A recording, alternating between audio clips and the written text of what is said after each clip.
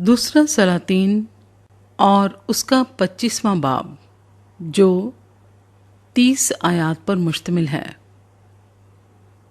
सकूते यरूशलेम।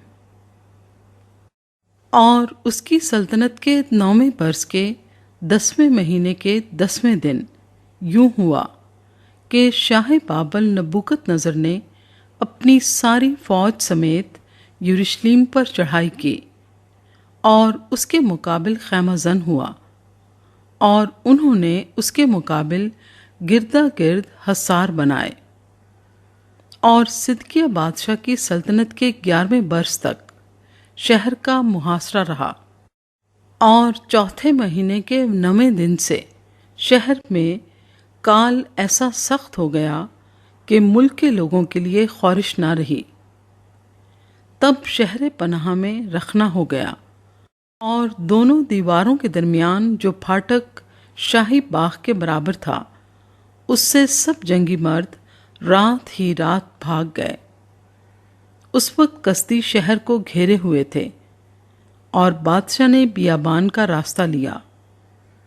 लेकिन कसदियों की फौज ने बादशाह का पीछा किया और उसे यरूह के मैदान में जा लिया, और उसका सारा लश्कर उसके पास से परागंदा हो गया था। सो वो बादशाह को पकड़कर रिबला में शाह बाबल के पास ले गए, और उन्होंने उस पर फतवा दिया, और उन्होंने सिदकिया के बेटों को उसकी आंखों के सामने ज़िबा किया, और सिदकिया की आंखें निकाल डालीं, और उसे जंजीरों से जकड़कर बाबल को ले गए। हैकल की बर्बादी। और शाह बाबल नबूकत-नज़र के अहद के 19वें बरस के 5वें महीने के 7वें दिन शाह बाबल का एक खादिम नबूज रादान, जो जलोदारों का सरदार था, यरूशलेम में आया, और उसने खुदावंद का घर और बादशाह का कसर और यरूशलेम के सब घर, यानी हर एक बड़ा घर आग से जला दिया। और कसदियों के सारे लश्कर ने, जो जलोदारों के सरदार के हमरा था, यरूशलेम की फसील को चारों तरफ से गिरा दिया, और बाकी लोगों को जो शहर में रह गए थे, और उनको जिन्होंने अपनों को छोड़कर शाह बाबल की पनाह ली थी, और अवाम में से जितने बाकी रह गए थे, उन सबको नबूज रादान जलोदारों का सरदार असीर करके ले गया। पर जलोदारों के सरदार ने मुल्क के कंगालों को रहने दिया, ताकि खेती और ताकिस्तानों की बागबानी करें, और पीतल के उन सतूनों को जो खुदावंद के घर में थे, और कुर्सियों को, और पीतल के बड़े हौस को जो खुदावंद के घर में था, कसदियों ने तोड़कर टुकड़े टुकड़े किया, और उनका पीतल बाबल को ले गए। और तमाम देगें और बेलचे और गुलगीर और चमचे और पीतल के तमाम बर्तन जो वहाँ काम आते थे ले गए, और अंगीठियाँ और कटोरे, गर्ज जो कुछ सोने का था उसके सोने को, और जो कुछ चांदी का था उसकी चांदी को जलोदारों का सरदार ले गया। वो दोनों सतून और वो बड़ा हौज और वो कुर्सियाँ जिनको सुलेमान ने खुदावंद के घर के लिए बनाया था, इन सब चीज़ों के पीतल का वज़न बेहिसाब था। एक सतून 18 हाथ ऊंचा था, और उसके ऊपर पीतल का एक ताज था, और वो ताज 3 हाथ बुलंद था। उस ताज पर गिरदा गिर्द जालियाँ और अनार की कलियाँ सब पीतल की बनी हुई थीं, और दूसरे सतून के लिवाजिम भी जाली समेत इन्हीं की तरह थे। यहूदा के लोगों को बाबल ले जाया जाता है। और जलोदारों के सरदार ने सराया सरदार काहिन को और काहिन सानी सफनिया को और तीनों दरबानों को पकड़ लिया, और उसने शहर में से एक सरदार को पकड़ लिया जो जंगी मर्दों पर मुकर्रर था।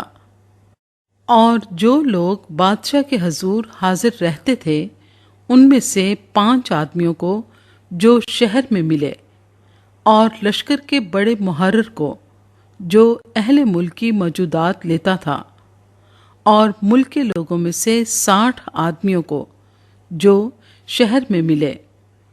इनको जलोदारों का सरदार नबूजरादान पकड़कर शाह बाबल के हजूर रिबला में ले गया, और शाह बाबल ने हमाद के इलाके के रिबला में इनको मारा और कत्ल किया। सो यहूदा भी अपने मुल्क से असीर होकर चला गया। यहूदा का हाकिम जिदलिया।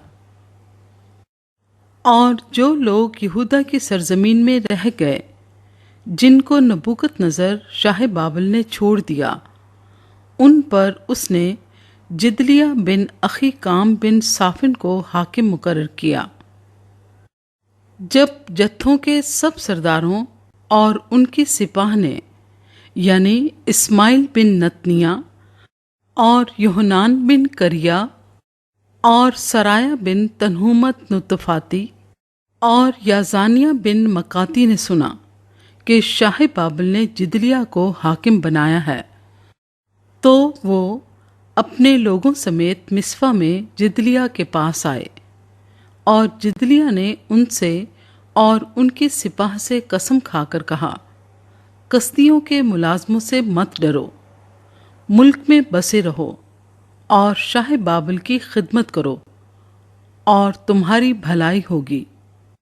मगर 7वें महीने ऐसा हुआ कि इस्माइल बिन नतनिया बिन अलिस्मा, जो बादशाह की नस्ल से था, अपने साथ 10 मर्द लेकर आया और जिदलिया को ऐसा मारा कि वो मर गया, और उन यहूदियों और कस्तियों को भी जो उसके साथ मिस्फा में थे कत्ल किया। तब सब लोग, क्या छोटे क्या बड़े, और जत्थों के सरदार उठकर मिस्र को चले गए, क्योंकि वो कस्तियों से डरते थे। यहू याकीन की कैद खाने से रिहाई। और यहू याकीन शाह यहूदा की असीरी के 37वें बरस के 12वें महीने के 27वें दिन ऐसा हुआ कि शाह बाबल अवील मरूदक ने अपनी सल्तनत के पहले ही साल यहू याकीन शाह यहूदा को कैद खाने से निकाल कर सरफराज किया, और उसके साथ महर से बातें की, और उसकी कुर्सी उन सब बादशाहों की कुर्सियों से जो उसके साथ बाबल में थे बुलंद की।